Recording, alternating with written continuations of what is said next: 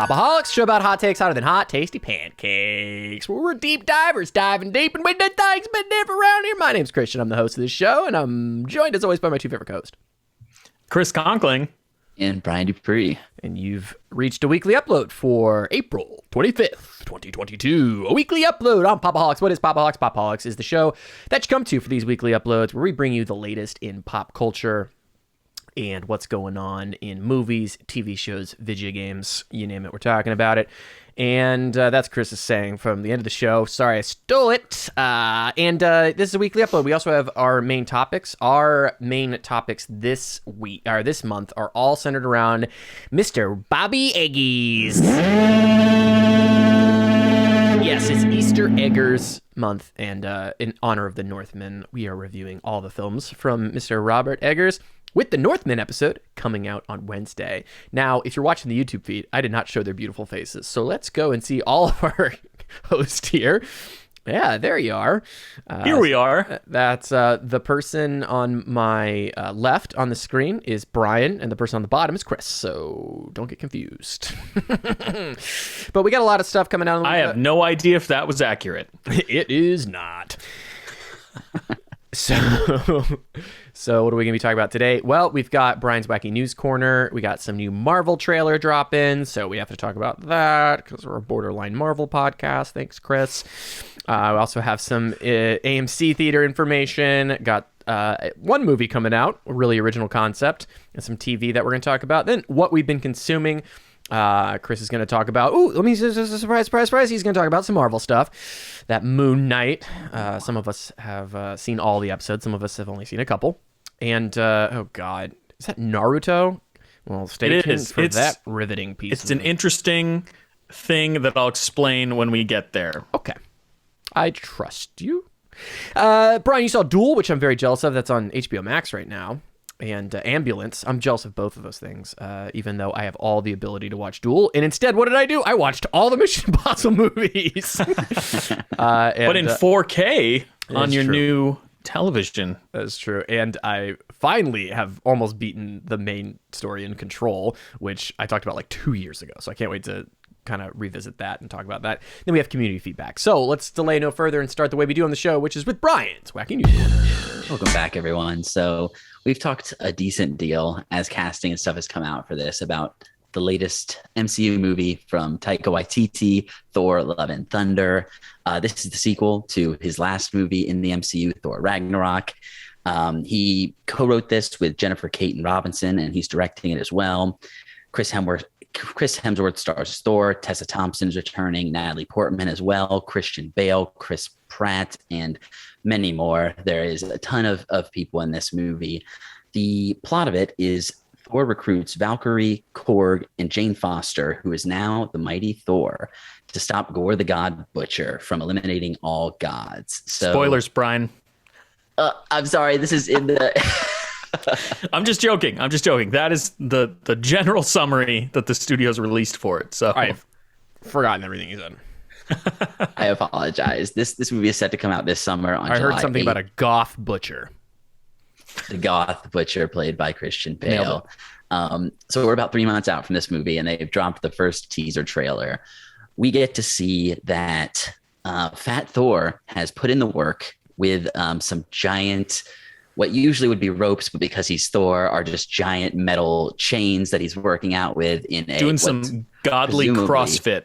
Yeah, it got to be a great CrossFit and parkour montage to get Thor back in shape. But he's back. He seems to have put down his role as a superhero and is traveling around with the Guardians of the Galaxy, trying to find himself, find inner peace. And it seems that Natalie Portman's character has taken up the mantle of Thor in the meantime. And we got our first glimpse of her with the reformed Mjolnir. So super exciting. Chris, how did you feel about this trailer? I know we've been talking about this movie for years at this point. You know, Brian, before I say exactly how I feel about the trailer, I want to bring attention to one of the things that you mentioned when you were describing the trailer, which is that this trailer is the first tease we've gotten for Thor: Love and Thunder, and we're only 90 days out from the movie, which makes this the shortest time frame that we've ever gotten from Marvel Studios between an initial teaser, and the release of the film. And I have to say, I actually really like this marketing strategy. I think Marvel's at a point now where they've cultivated enough goodwill with viewers and the general public that, like, you could release a trailer for a Marvel movie 3 months out. The general public would be like, oh, awesome, a new Marvel movie's coming out. And they would just go to it, you know? Right. And as someone who, like, follows the production of these films very closely, like, for years, you know, from the moment they're announced to when they're released in theaters, I have to say, getting Chris, the first... How is the pre-vises for Thor? It's looking pretty good? I haven't, you know, this movie, the final cut already. More so than any other film, and you would think this would be the case for, like, Doctor Strange and the Multiverse of Madness, but they've been super tight-lipped when it comes to this film. We haven't seen a ton. I mean, I've seen some things, but we haven't seen a ton from this movie. We've seen more from Doctor Strange, which is crazy to me, because I think that's going to have bigger spoilers in it than, you know, Thor Love and Thunder. But anyway, I really like this marketing strategy because, you know, a teaser comes out and it says, hey, this movie's out in 3 months. And instead of being like, I have to wait a half a year to see this, it's like, oh my gosh, that's right around the corner. So it's kind of just a great feeling in terms of how they're marketing the film. In terms of the trailer itself, this is my second most anticipated film after The Batman for this year. I'm down for the color palette of this film. I love Taika Waititi and his comedic sensibilities. I love what Chris Hemsworth has done with Thor since Taika took over. We're getting the Guardians of the Galaxy. They're blaring, you know, Guns N' Roses in this trailer, and it just really puts you in the mood for this really awesome, like, late 80s vibe for what this movie's going to deliver. I think it's going to be more akin to what James Gunn typically delivers with the Guardians. So I'm super ready for this movie. I think it's going to be a ton of fun. Christian, I know you typically don't watch trailers. Did you watch this teaser? No, I didn't. You know, because, you know, part of the Marvel, you know, fun. Well, I'll talk about this in, like, the Northman review that we're gonna have on Wednesday too. It's like, I'm sorry, it's just so much better. I mean, certain things, like, I've seen the Top Gun Mavericks trailer like 800 times because I saw it in a theater and I just can't stop watching it. And so I'm already, you know, it's like, so if I'm like want to watch a new trailer, just watch the Top Gun Mavericks trailer because that trailer's so good. And it makes me want to fight for freedom. It's so good. It does exactly what the Navy. It hits hard. The theme. Oh God, it's so good. Anyway, it's so based on the Top Gun Mavericks trailer, how do I feel about Thor: Love and Thunder? I think it looks patriotic, and I'm happy to be American. I'm really excited about this. I think Taika has had very few misses, if any, in the last few years. This is really. It's another moment that Marvel has to prove itself because I think in the run up to Endgame they can get away with things like Ant-Man and the Wasp, which sucks ass. It was like one of the worst Marvel movies they put out, which is still fun. Like, it's still a fun movie, but I really think that when we walked out of that movie, you complained a lot about it, and then I was like, "Oh, it was okay." And then when you asked me how I would rate it, I was like, "Oh, it's like a C."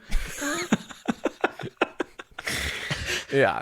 So I think that they could have a few misses in that section, like on the run up to Endgame, but now it's like they're having to kind of keep that momentum going, which is really hard. So I'm sure they'll deliver at least an Ant-Man and the Wasp experience, you know, which is a really low bar. I hope it's better than that. I'm sure it better be better than that. I'm sure it will be. So yeah, I'm very excited. Other creators have done Thor is actually in a really interesting place after Endgame, and that leads his character. His character just has started off being like the most milquetoast Marvel hero into one of the more complicated characters that has to deal with quite a brutal past and quite a lot of changes. So it's going to be really exciting to see that and how he interacts with the Guardians. Like, him and Chris Pratt already had amazing chemistry. So of course, yeah, fantastic. And it's going to make a bajillion dollars most likely. Brian, how'd you feel about the trailer? Yeah, no, I'm in the same boat as you guys. I'm pretty much here for anything that Taika is involved in this way. Obviously, he plays a supporting role in this as well. Ragnarok is up there in terms of my favorite MCU movies. It's ridiculously hilarious. This one seems like it may be a little more dramatic, even though Ragnarok had its dramatic moments, very much a comedy. But yeah, totally here for it. And I apologize for pseudo spoilers from teaser reveals here. Maybe we can cut around that in some way. But yeah, that's Thor: Love and Thunder. That'll be out on July 8th this summer. I do want to say this, Brian, in regards to teasers. And I know Christian and I respect Christian for having the willpower to not watch any trailers outside of the Top Gun Mavericks trailer. Watching it and right I think now. I will agree with him that going into a movie completely blind, which I haven't really been able to do in a very long time, does enhance the experience. Based on what I know about this movie, this is genuinely a teaser trailer. It doesn't show a whole lot of what we're actually going to get in this movie. And again, that's another reason why I kind of appreciate the way the marketing is for this film, is because they've shown us the tone. They kind of given us the mission of the film, what adventure Thor is going to be going on. But there's so much that they hid from this. We didn't even see Christian Bale in this trailer. If they didn't release another trailer until the release on July 8th, I would be content. I think this is all that they really need to release. We know we're going to get another trailer. I was going to say, they're definitely going to, yeah. This is really all I need to see. So I don't think there's too much to be spoiled, even if you do choose to watch this teaser. You're still going to find 95% of the movie as new when you go to see it. Not watching the trailer. I'm going to go see it. I'm not trying to convince you. That's more for our listeners who are fearful of spoilers. I'm going to watch the Top Gun Mavericks trailer again. I've got it on repeat in front of my face. Have at it. That's the one. That is my most anticipated, by the way, spoiler alert, my most anticipated movie of the year right now is Top Gun. Well, you're on a Tom see if it Cruise actually kick comes at the out. moment. There's no way it's not coming out. It's at least. What is it, for December right now? December's mean- far away. Not in an F-18. If it does get delayed, that'll be sad because CinemaCon is this week, and I'm pretty sure that they are showing the entire movie at CinemaCon. So really? Those will end up being the only people to have seen it if it does end up getting delayed. Chris, that I cannot transition better than that, because just prior to CinemaCon, we had some news coming out from AMC that they are partnering with Cinionic to install laser projection screens in 3,500 of their theaters nationwide in the United States. Apparently, there's about 30,000 of these worldwide right now. It's about a $250 million investment that is part of a cinema as a service model that Cinionic does, which I don't understand the full ins and outs of, but Cinionic maintains ownership of the materials, and there's some sort of, depending on how well the movies and the screens do, I think that's a variable pricing model or something like that. Chris brought up an interesting point that we'll get into in a moment here. Supposedly, projectors have been moving towards laser-based for a long time. They offer brighter images with more contrast than the typical xenon lamps. And in some of the premium formats that exist at AMC already, like Dolby and IMAX and Prime at AMC, which we only have in one location in Florida, as far as I can tell, and I haven't really been super familiar with that. But there are some screens that are already moving to this.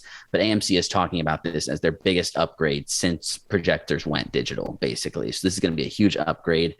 Crazy to see a company that was seemingly near bankruptcy within the last couple of years that really has rebounded through their stocks and the craziness around all of this. And they seem to be trying to put money back into the theaters, at least in the midst of potentially raising prices, as we've talked about previously on this show. I've largely had very good experiences with AMC. I'm admittedly a member of their A-list program, so I see most of my movies there. I have seen a lot of people, because AMC is one of the most ubiquitous and available chains, that is some people's only option. So if the one near them is not good, I have heard people have bad experiences with projection and sound specifically at some of the AMC theaters. Hopefully this is going to remedy some of that. But how do you guys feel about this news about AMC? Do either of you even go to AMC's these days? So AMC was always my go-to theater when I was living in my old house before my wife and I moved. Right. My best experiences viewing films have been in the AMC Dolby theaters. We've talked many times on this show about how the quality of the cinema experience is kind of declining because they have staff that doesn't necessarily know how to work the equipment that they're using. So whenever you go to a theater, AMC, Regal, Cinemark, regardless, it's always kind of a gamble in terms of what the quality is going to be on that given day when you arrive, So I'm all for theaters enhancing the equipment that they have within them, as long as the staff is properly trained to use that equipment, and the experience is a little more uniform, and it's not as much of a gamble. Now, in the article that we have in our show notes, and based on what Brian mentioned earlier, the company, Cinionic, right? That's the name of the company, is responsible for the equipment. And based on what we saw from the article, my understanding is they might be also responsible for the maintenance of the equipment, which my mind immediately went to the McDonald's ice cream machines. Infamous scam. Which never work and are basically rented out, and none of the employees know how to work them and run maintenance on them. So if we're in that type of situation where like there are all these projectors in AMC theaters across the nation and none of the staff members know how to fix the projectors when they break, and they have to call a Cinionic employee to come and run maintenance on that particular machine, that sounds horrible. So I hope that's not the case. Again, it's just based on the article that we've posted in our show notes. We don't have any deeper research on that currently. But at the very surface level of this news, I'm excited for theaters to get better equipment. I think that's overall a net positive for the exhibition industry. I hope it goes well. I'm excited. How do you feel about this? I'm excited.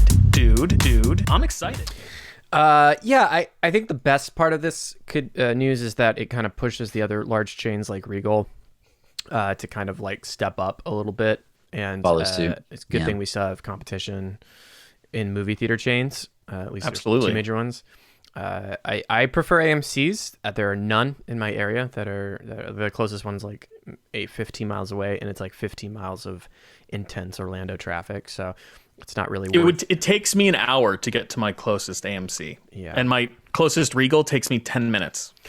Yeah, no. I go out of my way to go to a nicer Regal, which I was actually really impressed by. Their smaller theaters are really well maintained, and the screen and sound was excellent, even though it was like a 100-seat theater.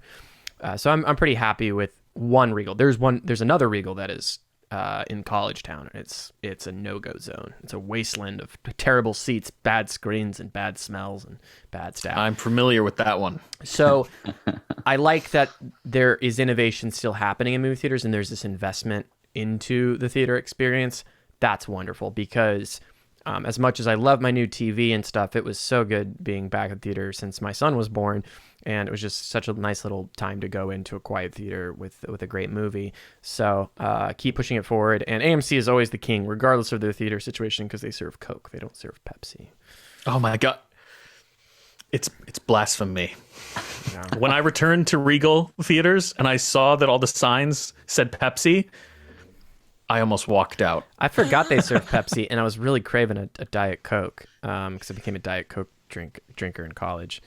And I went in, and I want to throw up on the floor when I see the Pepsi commercials. And they're like, "Is Pepsi okay?" And I was like, "Are you gonna go get me a Coke? Like, you just have Pepsi, so yes, I guess." I didn't realize this was such a pro Coke podcast. Listen, I'm not a fan of the company, large corporation, but I am a fan of the product. No, this is just interesting. I think I probably tend to favor the Coke products as well, but see. I have family know. members that used to work for Coke as well, so I have to be Team Coke at this point. But yeah, I mean, theaters have served Coke for all my life. I think I can't remember a time where I've been to a theater and they didn't serve Coca-Cola. So after the pandemic returning, that was a bit jarring. I feel like I'd stepped into a different dimension. But apparently that deal went through with Regal like right as the pandemic was starting, where they transitioned over to Pepsi. So we entered into a new world upon returning. Do you like a nice cold Coke or a cold Pepsi when you see a movie? Let us know in the comments. Let's get that war going. Please do. Yeah, I'm sitting there. Last thing I'll say on Pepsi. So off track. The movie This is such a digression. I didn't want Pepsi, so I'm having to drink a Pepsi, and my giant Diet Pepsi says Pepsi on it. And then my little popcorn that I got said Pepsi on it.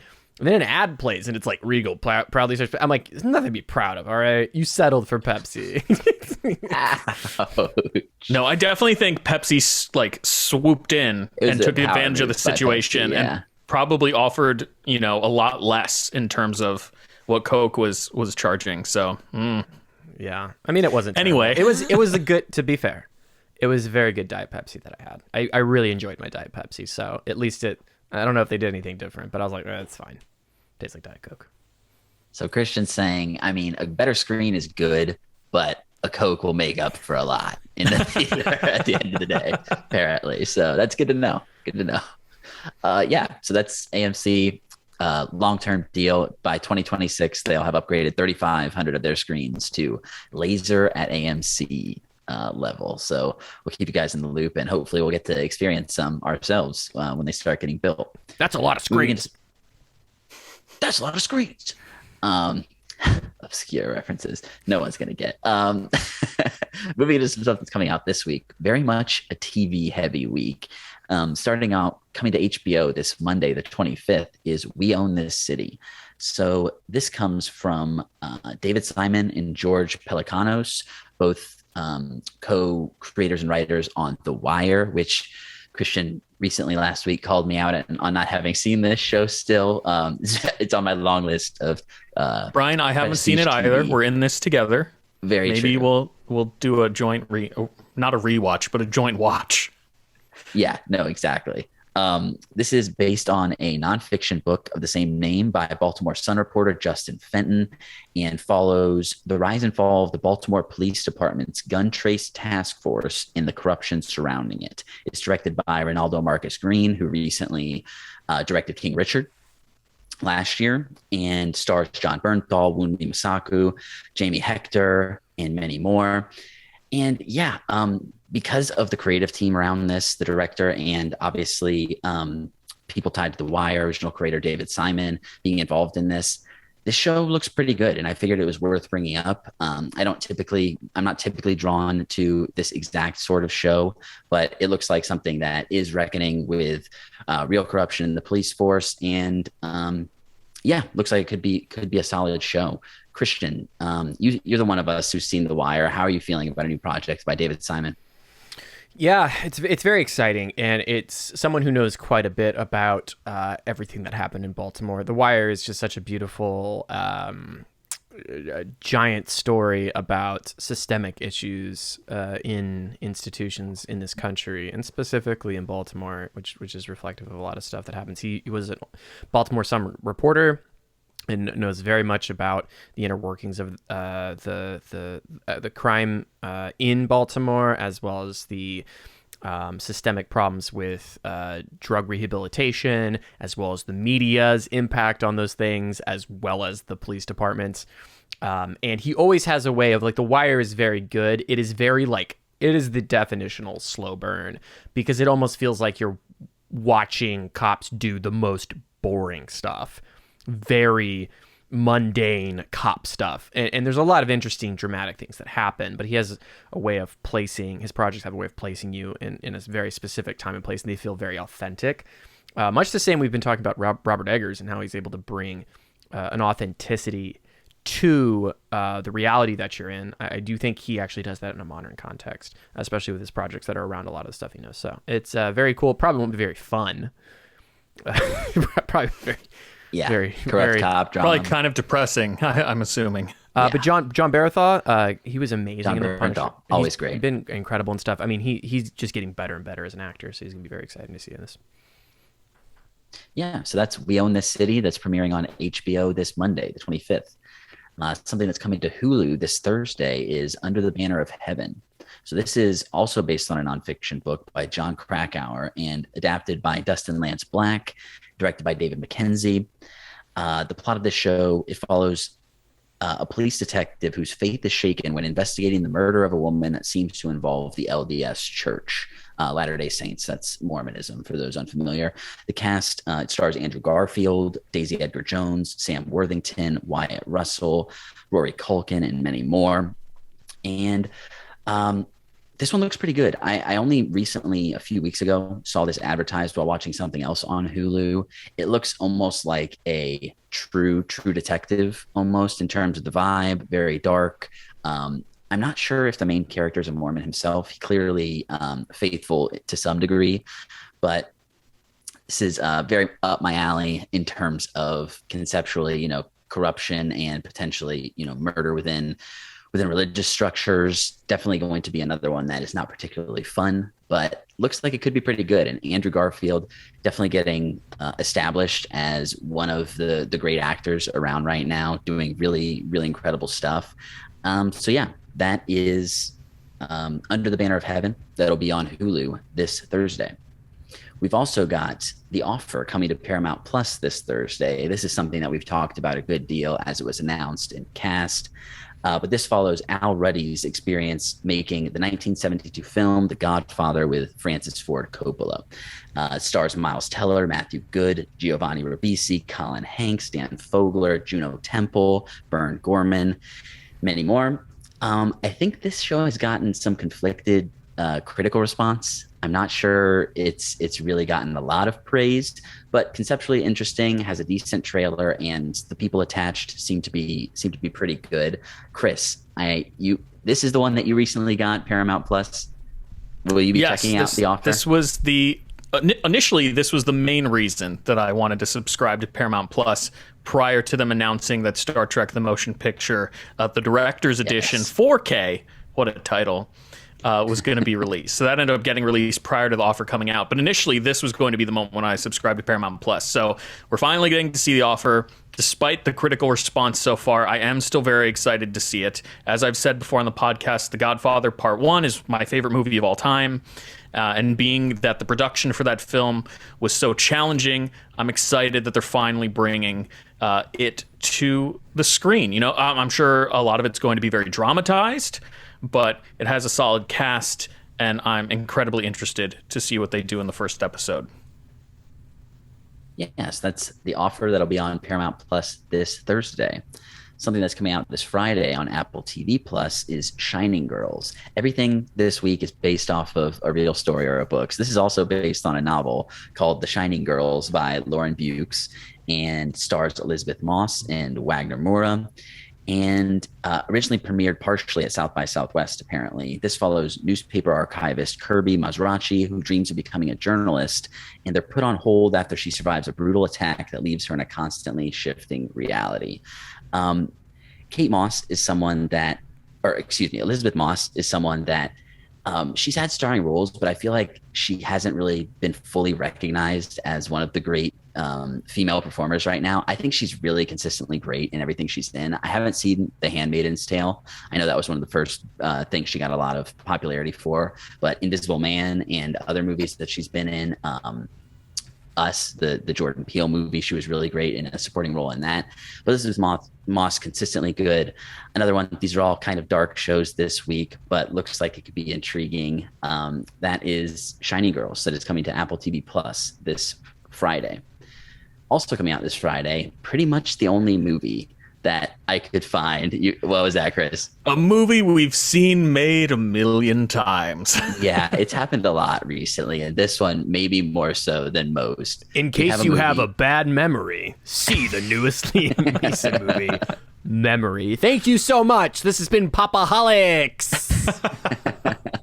Nailed it. So yeah, as Christian said, this is Memory, a new Liam Neeson-led action thriller directed by Martin Campbell, who directed Casino Royale, a movie that we're all very fond of on this podcast. He also directed Green Lantern, a movie that none of us are fond of. I haven't seen this movie, but I know most people are trying to forget that one.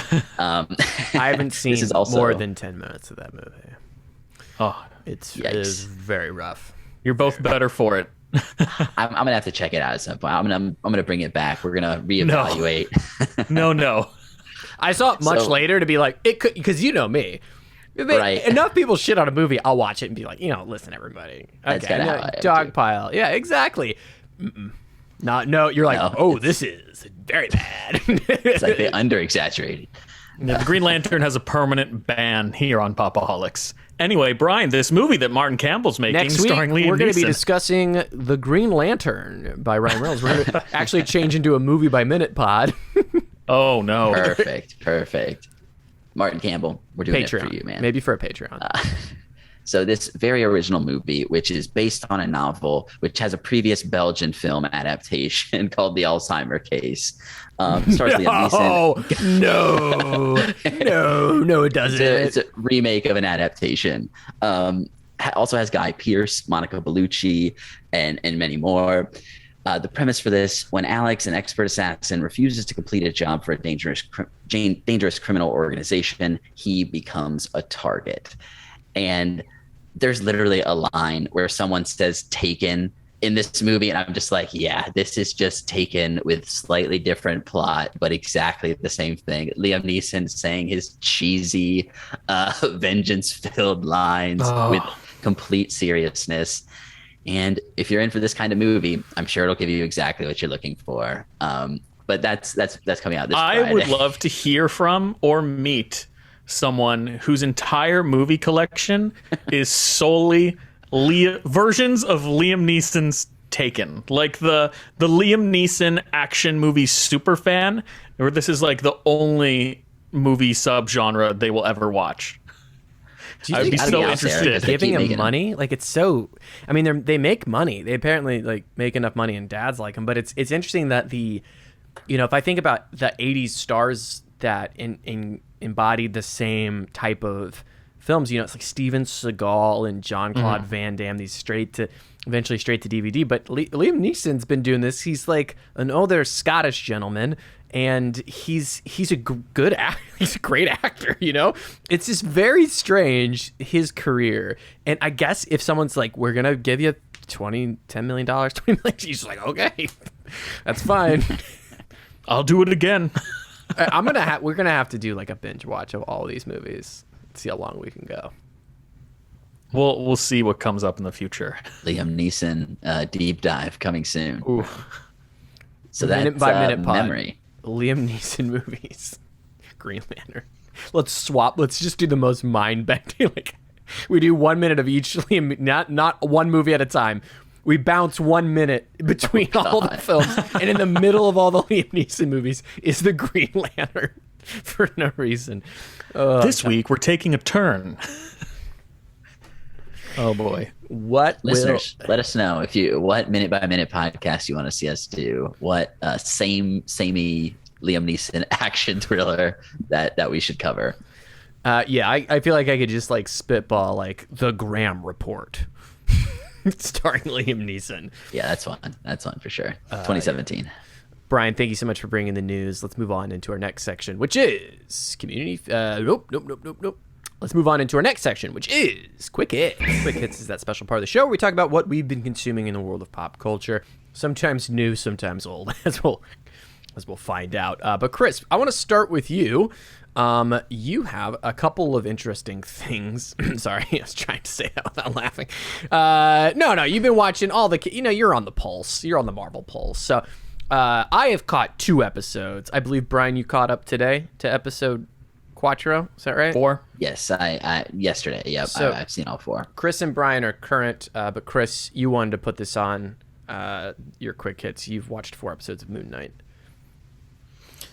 Yeah, prior to Christian coming back to the show, Brian and I kind of already talked about the first 2 episodes of Moon Knight. I just wanted to come and kind of give a pulse on how we're currently feeling about Moon Knight, considering 2 more episodes have aired, and the show recently got a little trippy.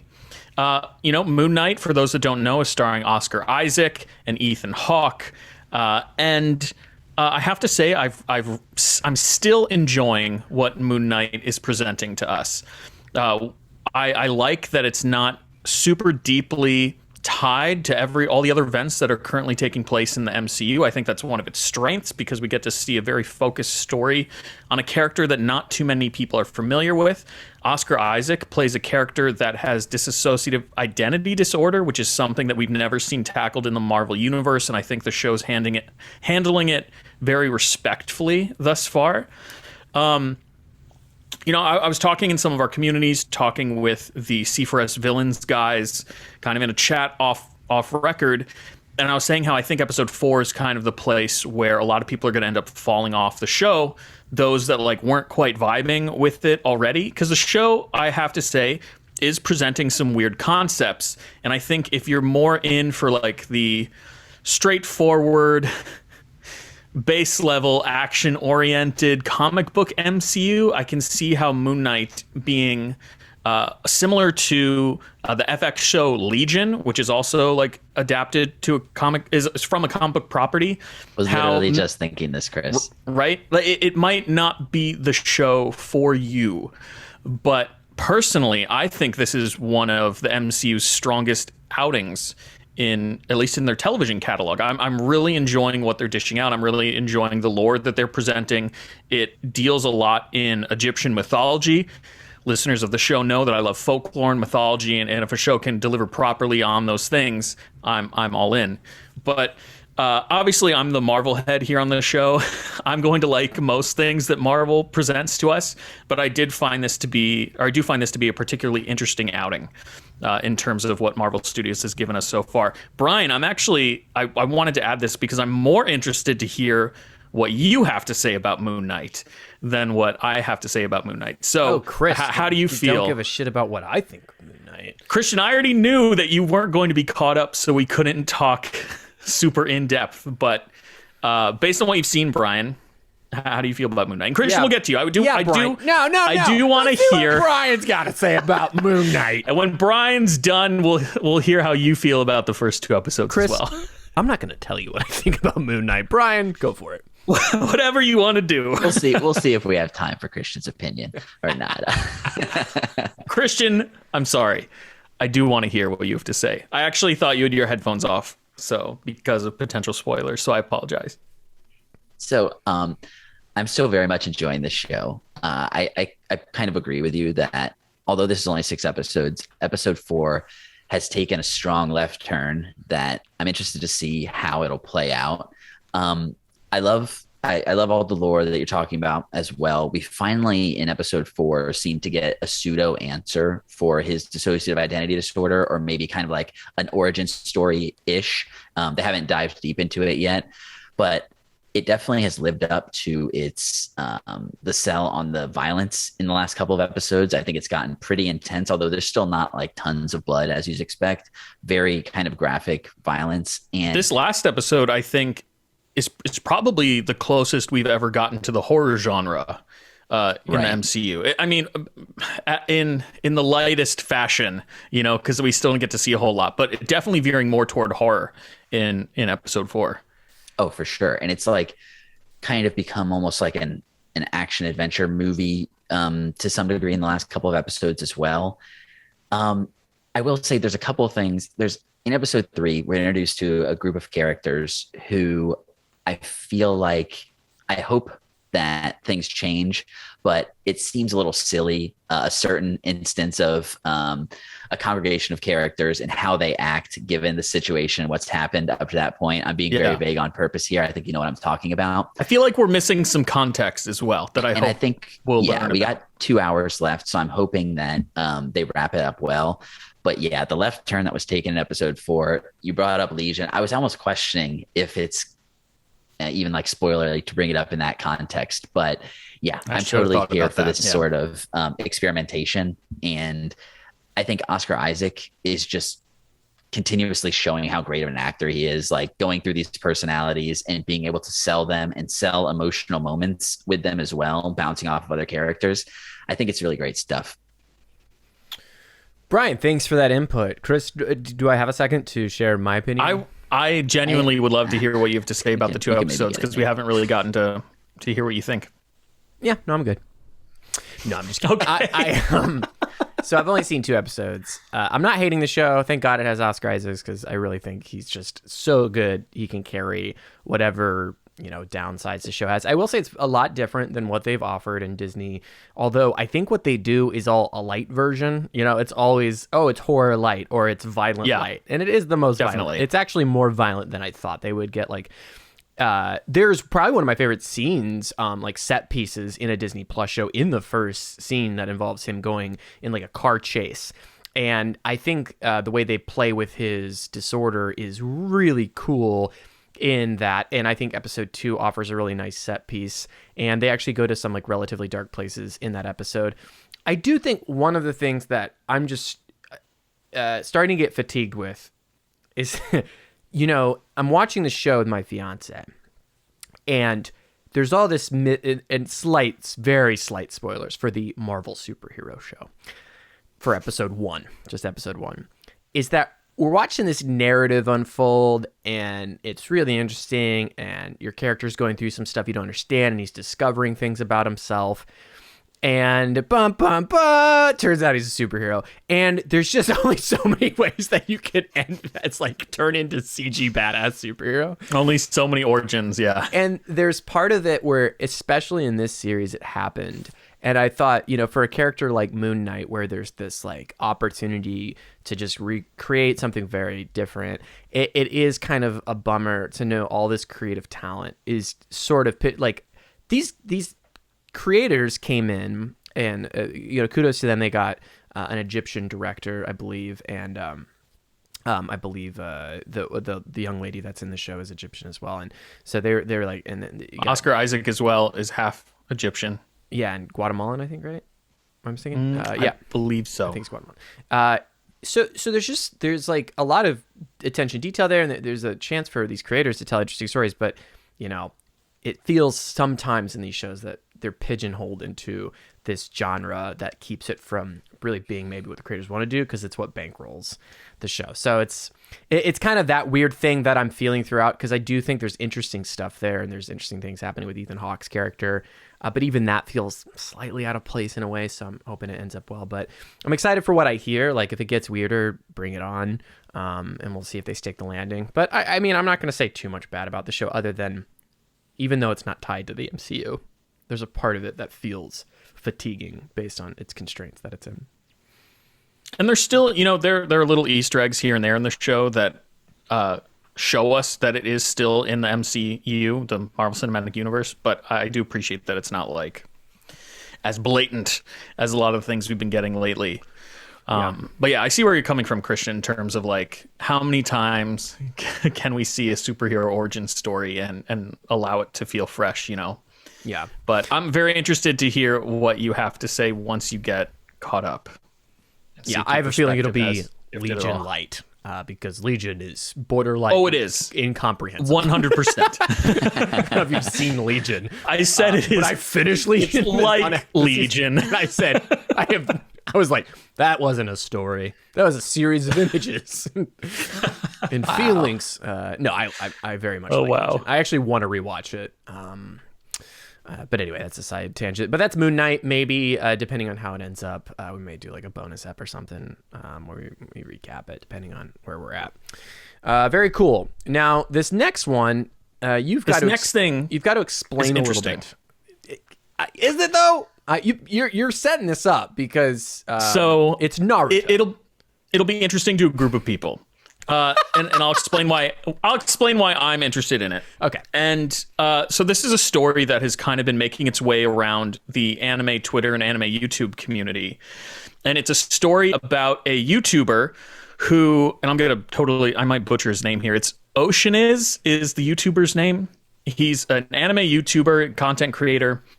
And the story that's been going around is that he and his girlfriend watch anime. Of course, he's an anime YouTuber, but they ran out of shows to watch. And when they're trying to figure out what show that they wanted to watch next, Naruto being one of his favorite shows, he propositioned her that if he could edit down Naruto to a reasonable level, would she watch it with him? And he said yes. So this next thing that I'm going to talk about is called Naruto the Ocean Cut. And it's essentially a fan-edited version of all the canonical episodes of the Naruto anime smushed down from, I want to make sure I get the time right here, it was cut down from 250 hours to 135 hours. And there are a couple reasons why I'm interested in this particular story and why I wanted to check out a little bit of it. Growing up with anime, shonen anime in particular, there's a lot of content when it comes to shonen manga and shonen anime. And as an adult, it's hard to find time to revisit these particular things that you're nostalgic for. Years ago, Toei re-released Dragon Ball Z as something called Dragon Ball Kai, in which they cut down all the filler, all the stuff that wasn't in the manga, and they tried to edit it down officially to a more manageable viewing size. Even I find it hard to even go back to Dragon Ball Kai at this point, which is like as close to the manga as you can possibly get. Whenever I find myself getting nostalgic for this stuff, the manga is usually my default because I can read it much faster than I can watch it, right? So if I need a little Naruto kick here, if I need a little Dragon Ball kick here, anything from my childhood, I just pick it up, read it really quickly, and then the fix is done, right? So when this fan edit came out, I am also a huge fan of when people take content and try to manipulate it and edit it in a way that the original creators didn't intend. Topher Grace, famously, I believe he edited like a Star Wars cut of his own like a decade ago. So that the internet has allowed fan communities to do really cool things with the content that they love. So when I heard that Naruto had been edited down to like a manageable size, 150 hours is still like 5 days of your life. I was like, I need to check out some of this. So we will post the YouTube video in our show notes, or I'll put the YouTube video in the show notes so you can hear him talk about, the YouTube creator talk about how he created and what went into it and like what he decided to cut and all that stuff. But I've kind of been jumping around in the series and the edit. And I have to say, he did a pretty good job. You know, as someone who's not like a professional editor, he is a content creator, so he has some skills in that department.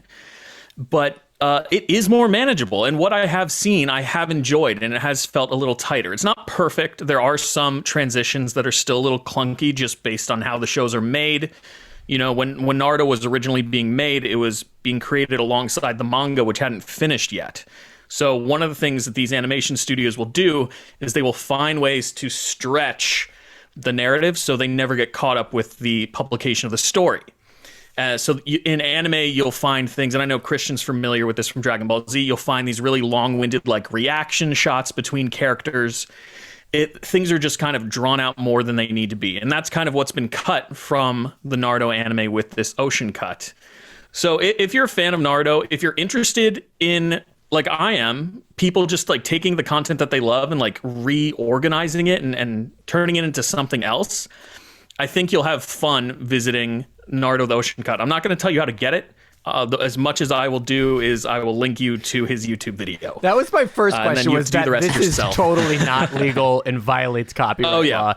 Viz Media 100% or is the copyright holder. So I was going to ask, like, what have they done to take it? But apparently it's not something that's accessible through like a YouTube channel or anything like that. Right. It's not, it hasn't been publicly posted anywhere. Yeah. But I just thought it was a fun thing for fans of anime, for fans of manga, for fans of Naruto, for fans of people who like to create new things out of the things that they love. It's just a really quirky, interesting story that's been going around the community. All right, Chris, I admit it's an interesting story. Okay, you got me there. However, when you're like, he took like the 500 hours, to convince his girlfriend to watch it, or partner, or whatever the situation was, I was expecting he'd be like, cut it down to 22 hours. Like, because if I yeah, right. I mean, it's not possible for a manga that's 700 chapters long, for a show that I don't even know the full count of Naruto. Possible. It's not as long as One Piece, but it's a lot of content to the point where I can't even go. As much as I love that content, I can't even go back and and watch. It's too much. I just like the idea of be like, I try to convince my partner to watch Game of Thrones, and how many seasons were in that? 7. It's like 9. 9. So it's like 9 seasons. It's like we took it from 100 hours to 70. It's like, no, still not gonna watch it. That's a lot of show. So I'm wondering, did the person's partner say yes?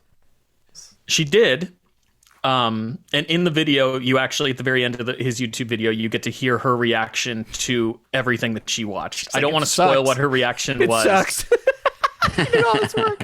Can't get those 4 days back. I think you should go. I mean, I want to support like the views for this particular video. I don't want to ruin it here, but I think you should go and watch the video to hear what her reaction was when it came to the end of this project. Because something like this isn't something you just like whip up on a whim. Like, you have to dedicate a ton of time combing through content yourself, making the edits. He downloaded the soundtracks, which are readily available, to like kind of help fix the score in terms of like when the show would cut, if he had to edit out a big chunk, if a piece of music started here and he needed to continue that music into the next scene, he would have to put that track into so there's like a lot involved with making something like this. And like I said, while it's not perfect, I think for a fan project, he did a damn good job.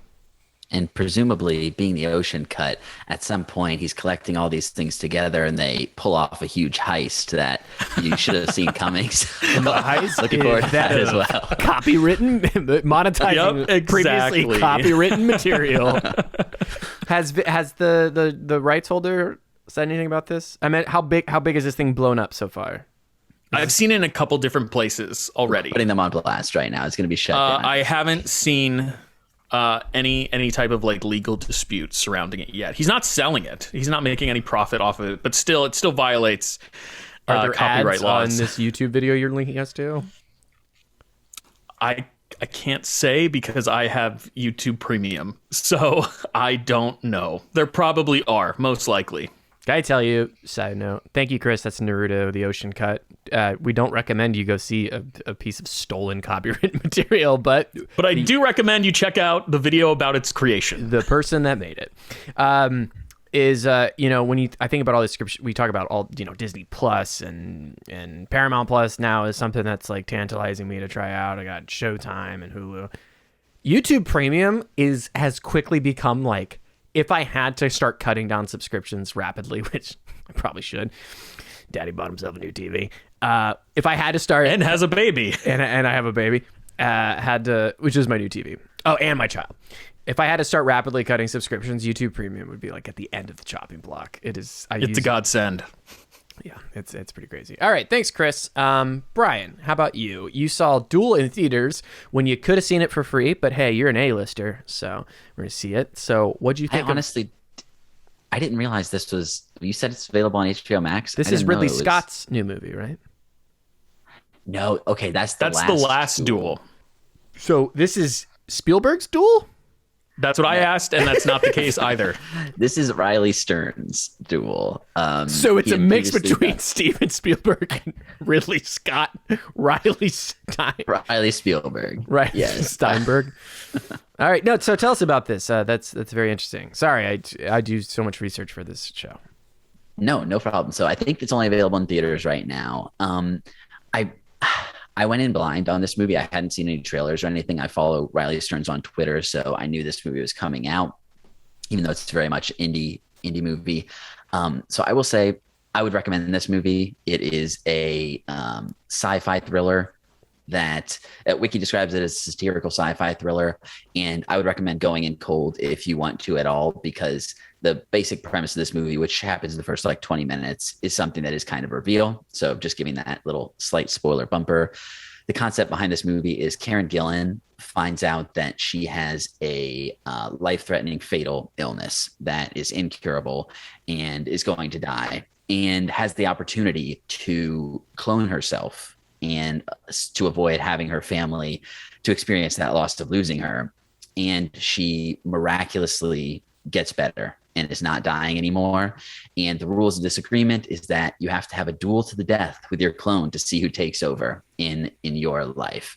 So I really enjoyed this movie. It's, as all of his movies are, Faults and The Art of Self-Defense. I loved both of those movies. Faults, very dark, and The Art of Self-Defense is very much a black comedy. All of his movies are very dark, dry, kind of pseudo over-the-top humor. We have Aaron Paul here, who, as everyone who's listened to the show knows, I have not seen all of Breaking Bad, but I know he's supposed to be really good in that show. He's playing this basically dual coach that is trying to prep one of our Karen Gillans to during the year that she has to prepare to try and get her in fighting shape when she's never trained in this way before. He is so perfectly, it's all straightly delivered, but just a very kind of like over the top character who is trying to help her get in shape for this duel. And the rest of the movie is basically her prepping for this mentally and physically to try and fight for her life and on some level her family back. So I I've liked Karen Gillan in other things. I think this is the first time I've really seen her have the chance to put in an acting performance that impressed me. Her character in the Jumanji movies is kind of one note to some degree, intentionally because of the character. And I haven't seen enough Doctor Who to have really seen some of the great stuff that she's done there. But I think this movie, her playing two roles and the arc that her character takes, is really well done. And she holds this movie together. I think excellently. So Riley Stearns, someone that if you haven't seen his movies, I would definitely recommend diving into him. But yeah, that's Duel, and it's in theaters now. Very cool. You also had a chance to check out Ambulance. Ambulance. Yes, Ambulance. After a 15-year departure, it's technically not his first film after this, but seemingly 15-year departure into making mindless robot movies. Apparently, Steven Spielberg told them to stop making Transformers movies. He's a producer on those movies. Of them having Michael, drinks. Michael, you've got to stop. I will not pay for any more of these. They're making money, so I won't force you, but please. You're done. Michael, Please, I'm just going to say it. No more robots. No more robots. And I have to say, I love aliens and robots, but you need to stop making these movies, Michael. We can still have a cool car, but it's not going to shift into anything else. It's just Steven Spielberg is like, look, Michael Bay, I'll buy you a drone, and then you can do whatever you want with it. And he is married to that drone now. I'm fairly certain. This movie, is, it's Michael Bay. It's on some level completely just nonstop, action-packed, edge of your seat stuff. We have Jake Gyllenhaal and Yahya Abdul-Mateen in the leads here, as well as Isa Gonzalez. Jake Gyllenhaal is completely over the top, a character who is sympathetic on some level, but also kind of insane, delivers some of the most absurd lines hilariously throughout the course of this movie, does a straight up Keurig ad, which I texted you guys a bit. It is Sonic the Hedgehog levels of like, I was going to ask, an ad in our movie right now. Which is more egregious, the Keurig ad or the Olive Garden ad in Sonic? It doesn't come back. So It doesn't call back. So that one may take the cake, but it's literally 3 or 4 lines within 30 seconds. Like, oh, I got this great new Keurig machine. He gets in the cup of coffee. That's a great cup of coffee, isn't it? Like, just really just over the top. And then there's another one. To be fair, I couldn't live without my Keurig machine. Hey, so understandable. But it did, because of who his character is and how he's kind of eccentric, it didn't completely take me out of the movie. There is another character who is advertising Heineken Zero, and it's completely out of character. So it's like you're drinking on the job now, and they're like, it's got 0 alcohol. It's like, Jesus Christ, guys, what are we doing here? But with that being said, even though it's kind of a silly movie conceptually, the thrilling stuff works. The drone shots just feels like everything that's possibly done with a drone will be done here. You get stuff going along with helicopters. You go up and down buildings, sometimes for no reason at all. But on the big screen, you are just flying around. You get some really awesome like chase scene stuff where the drones are going up above and below objects, under a car, exploding, and just stuff that you really haven't seen before in a way that was done practically, right? He's really using the drone pretty cool. to the fullest effect here in really cool ways. And by the end of the movie, it's kind of like, okay, this is what we're doing. But I don't know. I listened back to talking about Six Underground, and this is clearly a significantly better movie than Six Underground. And politically, Michael Bay stuff, I'm always not completely for. This movie tends to be just kind of pro EMT to some degree, and does highlight some of the issues around the police force and where their priorities are and who they focus on and who they are most intent on saving. So it is kind of trying to say some things, but ultimately it's just a really fun action thriller with some memorable characters and silly dialogue to some degree. I will say this movie has multiple amateur surgeries that are performed that were making me squirm out of my wow. seat. Definitely very intense stuff. So, yeah, Ambulance. It's a whole lot of fun and got just bonkers mayhem camera work that you're not going to see in most other movies. And that's what I expect. That's if it's delivering that, then that's a good Michael Bay movie. Man can shoot a set piece. I mean, that guy runs a film crew like a military installation. So, very good to hear. I will only watch it if it's streaming, or maybe if there's a deal or something. Maybe there's a deal on a 4K Blu-ray, which transitions. That's Ambulance, available in theaters now. Into what I've been watching now. Like I said before, Daddy got a new 4K TV. Got a C1 LG OLED for those TV nerds out there that want to know. There's a hell of a deal right now. It's still going on pretty much everywhere because they're moving into I believe they're about to release their C2 or whatever. But C1 was heralded as a really great panel for gaming and movies. So I picked one up. That's what I have. Yeah, Chris has one. He's also a C1 OLED person. Now, I've invested in a couple of these, some of the movies that we've reviewed in the past, some of the ones that I really want to have a collection of.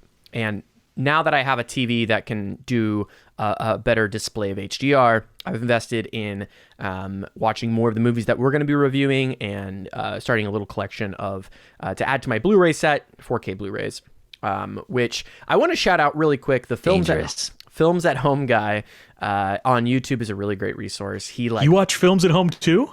Yeah, I actually have reached out to Jeff to be on the show. He has not responded. Oh, that'd be awesome. We just want to say, Jeff, huge fan, because he's doing the Lord's work in physical media reviews. Oh yeah, it's great content. Yeah, so shout out to him. If you need he has in his Instagram set up so you can text him and be like, should I get this on 4K or just regular Blu-ray? Because there is a lot to that. But what I can say is, Can we go on a quick digression, really, if we're talking about films at home, really quick? Sure. I just want to say his new series talking about the history of home media. Mm-hmm. So far, he's done Halloween and Jaws. Love that series. If he's listening to this show, great idea. Can't wait to see more of it. Anyway, continue, Christian. Yeah. So, and I've always been a big fan of owning my favorite movies on Blu-ray.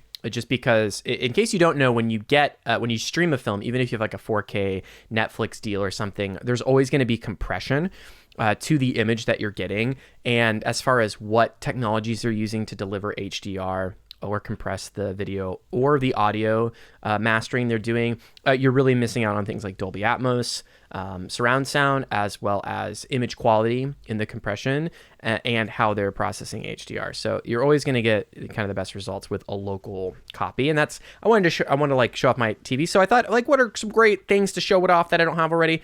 And I've been watching the Top Gun Mavericks trailer nonstop, as we said. So I'm in a real Tom Cruise mood, and those are big spectacle movies. So I've rewatched all of the Mission Impossibles.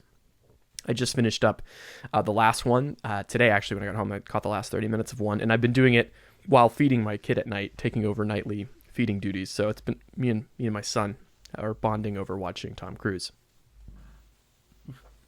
So I don't have a lot of time to go through every Mission Impossible movie, but I will say it is interesting to watch a series that's been around for, at this point, over 20 years.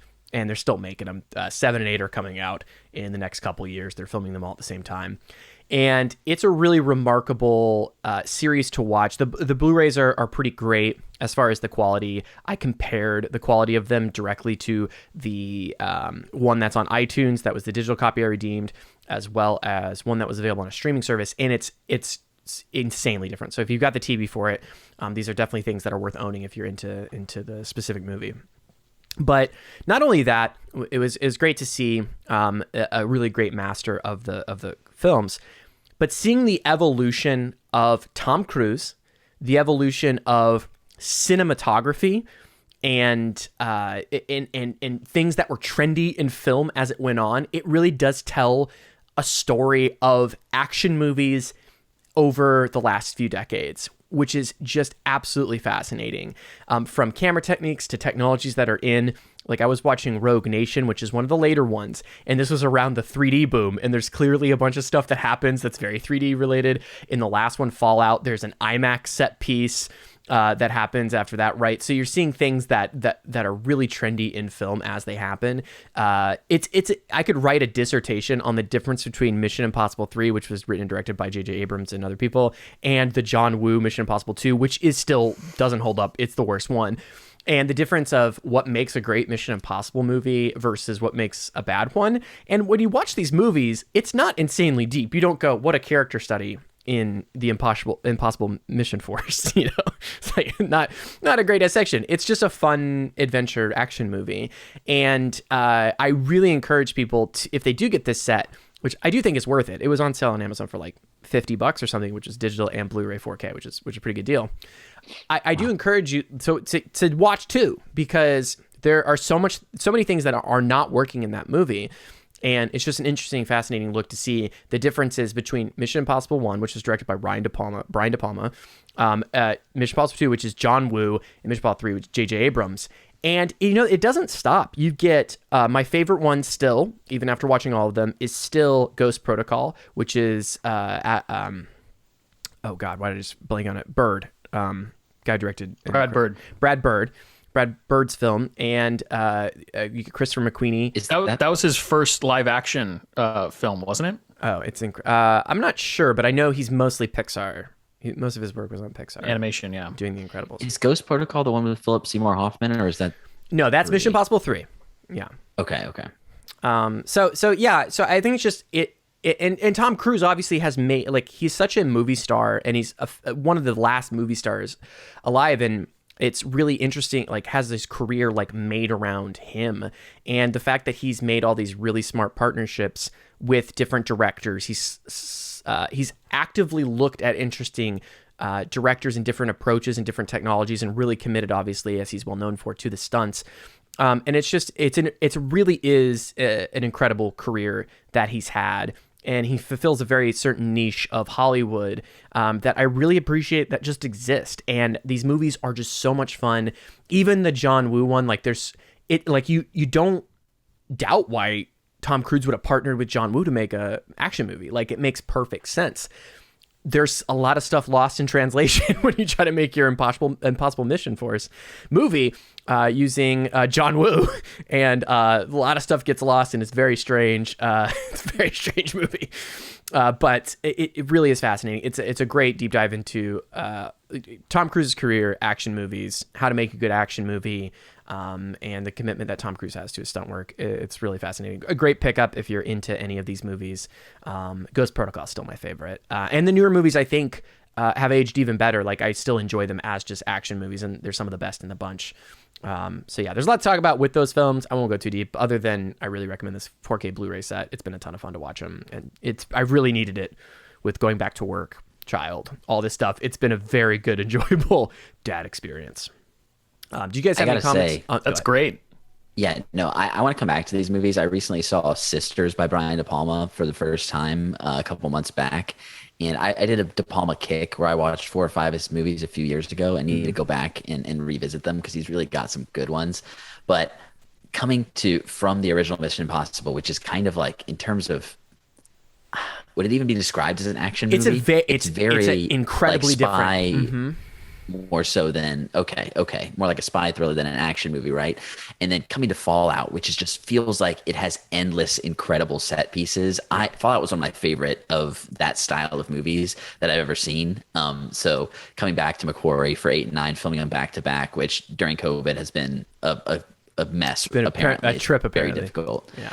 But yeah, it's amazing that these movies are still going, and that Tom Cruise at nearly 60 years old is still pushing his body to do all of this. It's wild. Yeah, and he is absolutely yoked in all these movies. And there's some stuff that I've seen the movies, and seeing it again, you're just like, whoa, geez, that guy is so committed and takes it so seriously.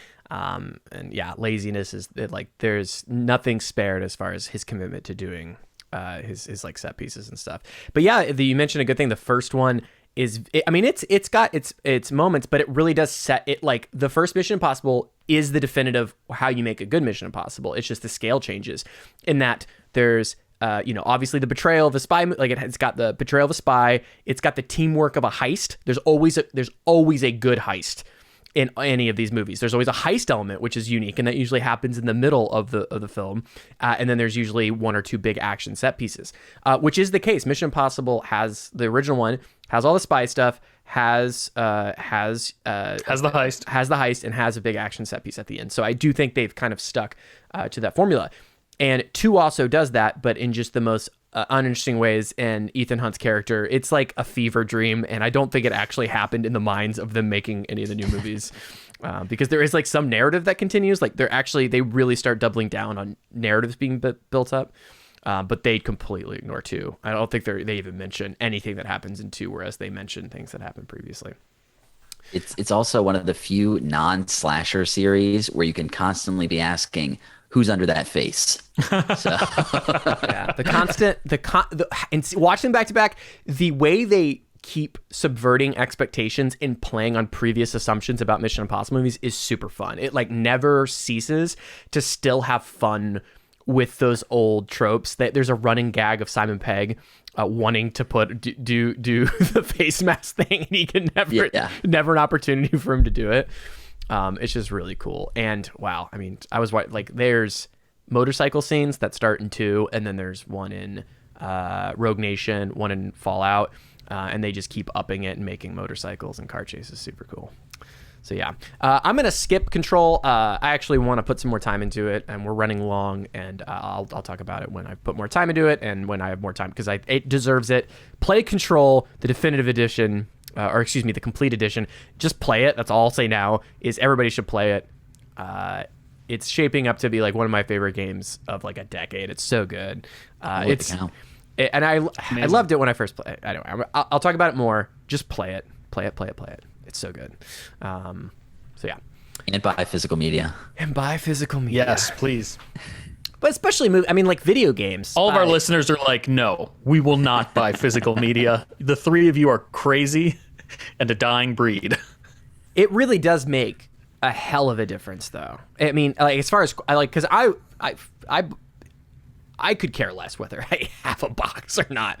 But when it comes to like how many gigabytes is required to produce all of that information to the display to give you the best quality, and having the physical media also gives you on some of the tracks, there is obviously a bunch of commentary that you wouldn't get on digital editions, and then there's also like not always score only tracks you have access to, and they only can do that because they can fit it on the disc. It's like they're able these 4K Blu-rays have like up to 100 gigabytes of space on them.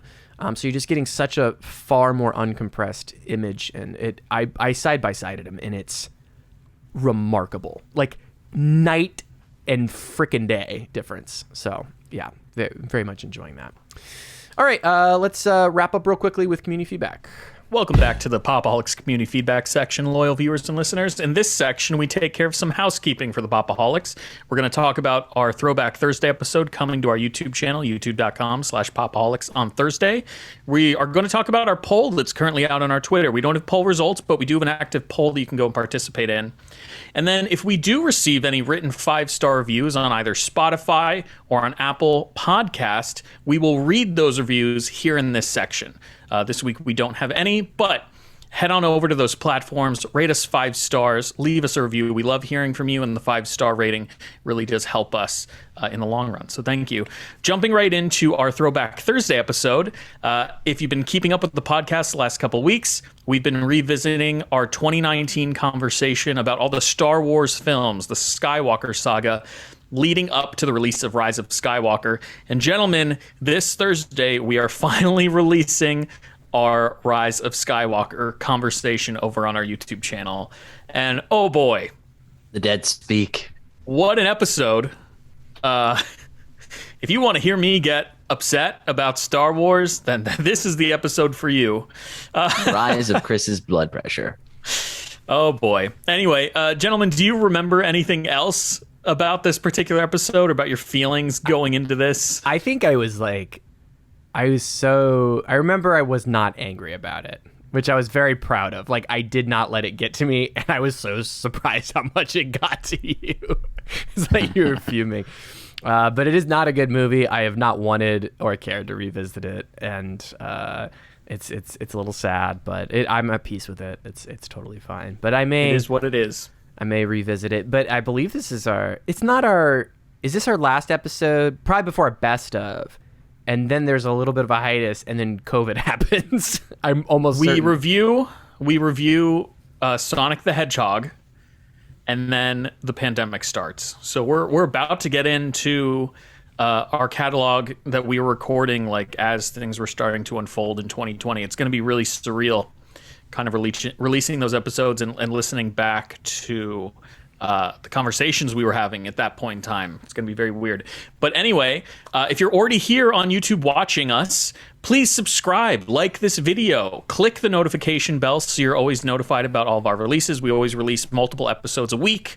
And then if you're listening, again, you can go to not Pop-O-Holics. You can go to youtube.com/Pop-O-Holics and subscribe there and see our beautiful faces if you would prefer to do so. Christian, where else can I'm sorry, I didn't talk about the poll. Let me talk about the poll really fast. This week, you go to our Twitter, @Pop-O-Holics, and you can participate in a poll. As Christian mentioned earlier in the episode, it's currently Easter Eggers month, where we've been revisiting all of Robert Eggers' films leading up to The Northman. And now that The Northman has been released, and we're going to be reviewing it on Wednesday, we want to know which of the 3 Robert Eggers films is your favorite, The Witch, The Lighthouse, or The Northman, and we will review those results next week.